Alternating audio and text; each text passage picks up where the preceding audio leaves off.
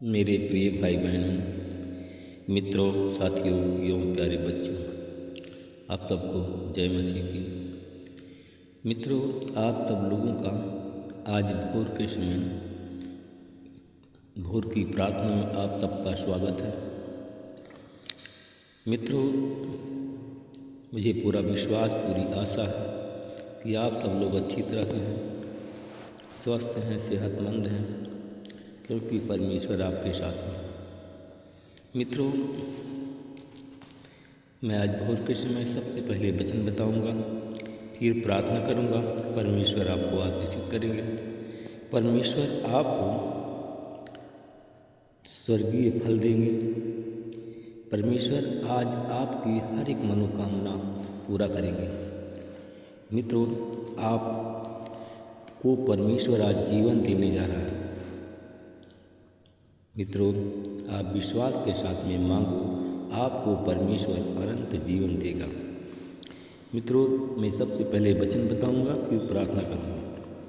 आज का वचन है मित्रों, यूहन्ना की पत्री 20 अध्याय का 31 वचन है। मैं इस वचन के द्वारा बात करूंगा, इसी वचन के आधार पर प्रार्थना करूंगा। परमेश्वर आशीषित करेंगे। यूहन्ना 20 का 31, परंतु यह जो इसलिए लिखा गया है कि तुम विश्वास करो कि यीशु ही परमेश्वर का पुत्र मसीह है, और विश्वास करके उसके नाम से जीवन पाओ। मेरे भाई और बहन, मित्रों, परमेश्वर, अगर आप मर गए हैं तो परमेश्वर आज आपको जीवन प्रदान करेगा। परमेश्वर आपको अनंत जीवन भी देगा। मेरे भाई और बहनों, मित्रों, मेरे साथियों, अगर आप जीवन चाहते हैं तो परमेश्वर के सामने जाओ और मन फिराओ। परमेश्वर आज आपको जीवन देने जा रहा है। अगर आप भटक गए हो, खो गए हो, तो परमेश्वर आपको जीवन देने के लिए तैयार है। मित्रों, किसी मनुष्य के 2 पुत्र थे। उनमें से जो छोटा था, उसने अपने पिता से कहा, हे पिता, संपत्ति का वह भाग जो मेरे हिस्से में आता है मुझे दे दो। उसने अपने धन संपत्ति दोनों पुत्रों में बांट दिया। बहुत दिन न बीते कि छोटा पुत्र सब कुछ इकट्ठा करके दूसरे देश की यात्रा पर चला गया, जहाँ पर उसने अपनी सारी संपत्ति कुकर्म और अय्याशी में उड़ा दिया। जब वह सब कुछ उड़ा चुका तो उस देश में भयंकर सूखा पड़ गया और वह दरिद्र हो गया। तब वह जाकर के उस देश के एक आदमी के यहाँ काम पर लग गया। उसने उसे खेत में सूअर चराने भेजा। उसे बड़ी उत्कंठा हुई कि वह उन फलियों से जो सूअर खा रहे थे अपना पेट भरे, और उससे कुछ नहीं देता था। मित्रों, उसको कोई तनख्वाह नहीं मिलती थी। जब वह फिर होश में आया तो उसने अपने मन में सोचा और कहा कि मेरे पिता के कितने ही मजदूर को पेट भर भोजन मिलता है, परंतु मैं यहाँ भूखा मर रहा हूँ। मैं उठ करके मैं अपने पिता के पास जाऊँगा और उनसे कहूँगा कि हे पिता, मैंने स्वर्ग के विरोध में और तेरी दृष्टि में पाप किया है। मैं तेरे पुत्र कहलाने के योग्य नहीं हूँ। मुझे अपने घर पर मजदूर समझकर रख लीजिए।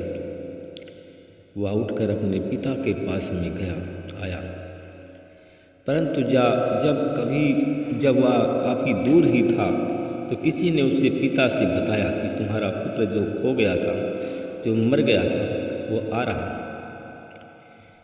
पिता ने उसे दूर से देखा और उस पर तरस खाया। उसने दौड़ करके उसे गले लगाया, चूमा और उससे कहा कि हे चूमा। उसने चूम करके चूमा उसने उससे कहा कि हे पिता, मैंने तेरे विरोध में, स्वर्ग के विरोध में पाप किया है।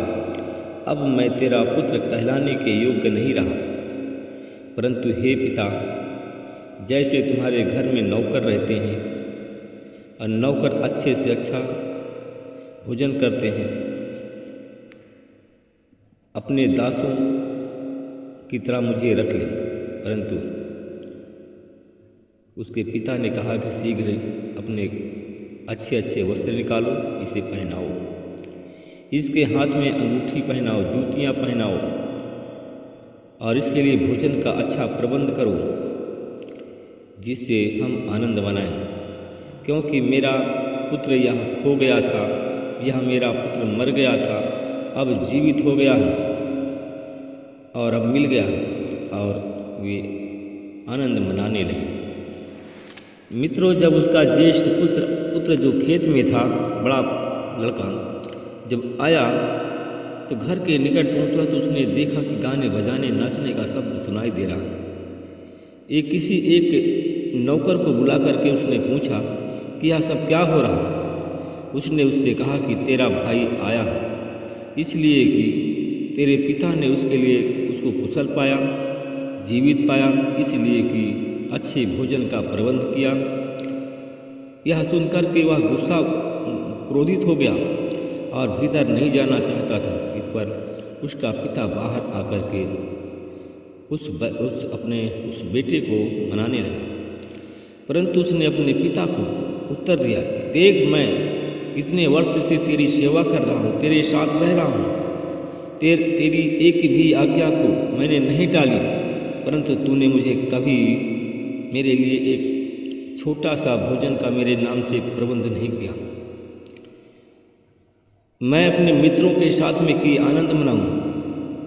जब यह तेरा पुत्र आया जिसने तेरी सारी संपत्तियां वेश्याओं में उड़ा दी और इसके लिए अच्छे भोजन का प्रबंध करवाया, तब उसने उससे कहा कि हे मेरे पुत्र, तू सदा तो मेरे साथ रहता है, जो कुछ मेरा है वह सब कुछ तेरा है, परंतु अब हमें आनंद मनाना और उल्लासित होना ही था, क्योंकि मेरा पुत्र मर गया था और अब जीवित हो गया है, खो गया था अब आ गया है, इसलिए कि मैंने आनंद मनाया और इसके लिए भोजन की व्यवस्था की।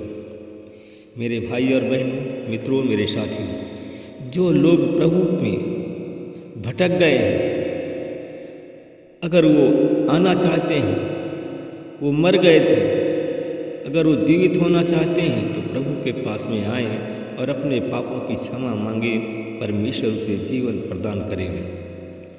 Hallelujah, hallelujah, hallelujah, hallelujah, hallelujah. धन्यवाद, धन्यवाद, धन्यवाद, धन्यवाद, धन्यवाद, धन्यवाद।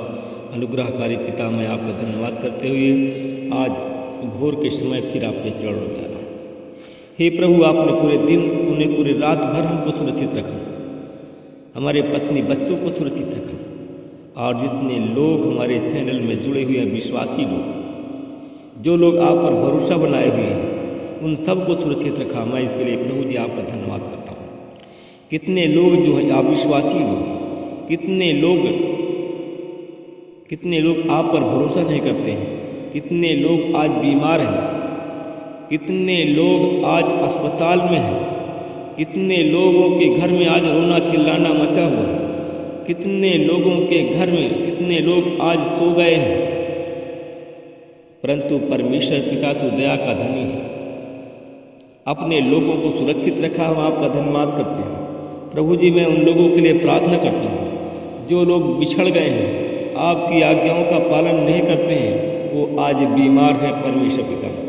आज उनके घर में रोना मचा हुआ है, उनको एक एक चीज़ की कमी घटी है, उनके यहाँ खाने के लाले पड़े हैं, पैसों के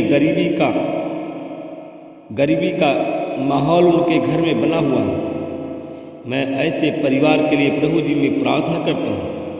आज जितने लोग घुटने में प्रार्थना कर रहे हैं, अपने गलतियों की क्षमा मांग रहे हैं, प्रभु तू क्षमा करने वाला परमेश्वर, जीवन देने वाला परमेश्वर। आज जितने भाई बहन आज प्रार्थना कर रहे हैं, घुटने में हैं, रो रहे हैं। परमेश्वर पिता उनके आंसुओं को आप पोंछिए।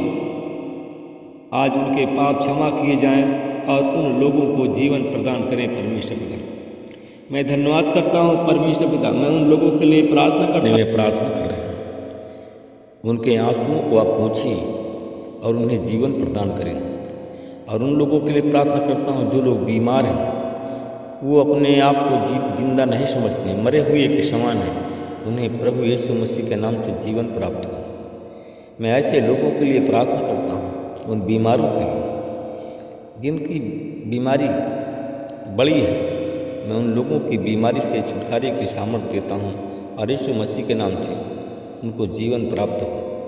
मैं उन लोगों के लिए प्रार्थना कर रहा हूँ जो कर्ज के बंधन में डूबे हुए हैं, या तो उनके पास संतान नहीं है, वो मुर्दे के समान है, हमेशा शोकित रहते हैं, हमेशा आंसुओं के साथ में रहते हैं। परमेश्वर पिता उनका आंसू पोंछा जाए और उन्हें जीवन प्राप्त हो। उनको संतान की प्राप्ति हो, उन्हें जीवन प्राप्त हो, ताकि वो खुशहाल जीवन बिता सके। परमेश्वर पिता, मैं उन लोगों के लिए प्रार्थना करता हूँ जिनके घर में रोना धोना मचा हुआ है नशा के कारण। उनके घर में रोना पीटना मचा हुआ है, तो उनके आंसुओं को आज यीशु मसीह के नाम से पोंछा जाए और उन सबको जीवन प्राप्त हो। प्रभु जी, जितने लोग आज विश्वासी लोग हैं, आप पर विश्वास करते हैं कि यीशु मसीह ही परमेश्वर का पुत्र मसीह है, और उन सब लोगों को जो ऐसे लोग जो मर गए हैं जीवन चाहते हैं, तो उन्हें जीवन प्राप्त हो। यीशु मसीह के नाम से प्रार्थना करता हूँ, आमीन।